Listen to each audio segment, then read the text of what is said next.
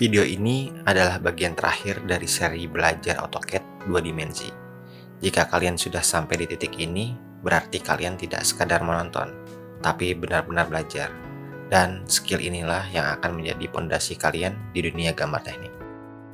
Pernahkah Anda membayangkan bagaimana sebuah komponen mesin yang didesain di Jerman bisa diproduksi dengan presisi yang sama persis di Indonesia, lalu dirakit di Amerika tanpa ada kesalahan ukuran sedikit pun? Jawabannya bukan karena mereka menggunakan keajaiban, tapi karena mereka menggunakan satu bahasa yang sama, yaitu standar gambar teknik. Banyak orang mengira menggambar teknik itu hanya soal estetika atau kerapihan garis. Padahal, gambar teknik adalah instruksi hukum. Jika Anda salah memberikan simbol atau jenis garis, proses produksi bisa kacau, material terbuang sia-sia, dan perusahaan bisa rugi jutaan rupiah. Di video kali ini, saya akan membagikan framework dasar tentang standar gambar teknik mesin yang akan mengubah cara Anda melihat sebuah garis di layar AutoCAD. Kita akan bahas mengapa standar ini adalah tiket Anda untuk masuk ke dunia industri profesional. Mari kita mulai. Apa sih sebenarnya yang dimaksud dengan standar? Sederhananya, standar adalah kesepakatan global. Bayangkan jika setiap teknisi punya aturan sendiri. Si A bilang garis putus-putus itu lubang, si B bilang itu bayangan. Hasilnya kekacauan di bengkel produksi. Standar gambar teknik hadir untuk memastikan bahwa apa yang saya gambar dipahami dengan makna yang sama oleh teknisi di bagian produksi, bagian kualitas, hingga klien Anda. Tanpa standar, tidak ada industri.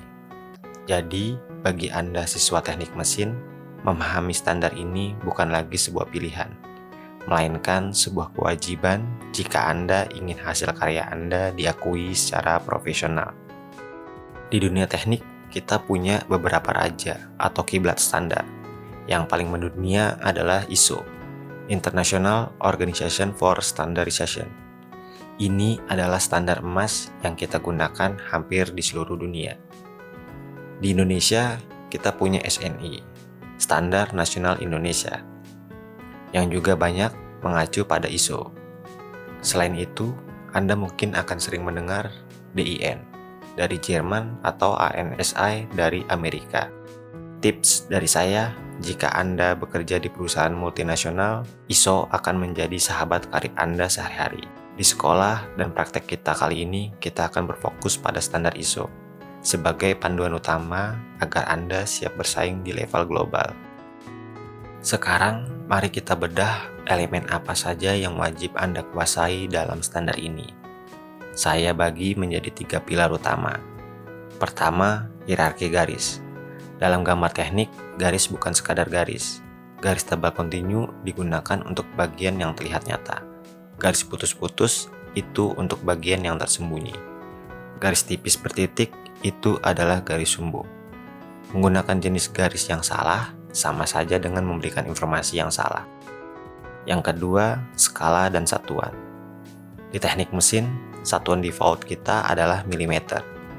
Kita harus sangat disiplin soal ini. Skala juga harus tepat. Jika benda terlalu besar, kita kecilkan. Jika terlalu kecil, kita besarkan. Tapi ingat, dimensi yang tertulis harus selalu ukuran aslinya.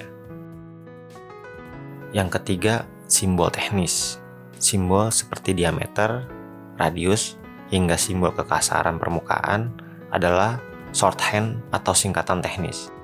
Ini memungkinkan kita memberikan informasi yang padat dalam ruang yang terbatas.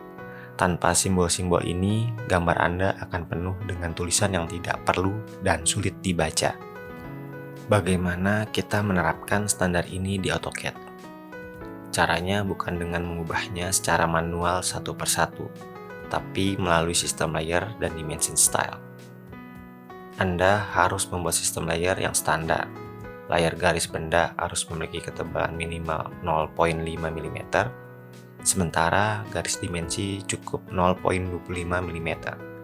Dengan mengatur ini di awal, gambar Anda akan otomatis mengikuti standar setiap kali Anda menarik garis. Inilah cara kerja drafter profesional.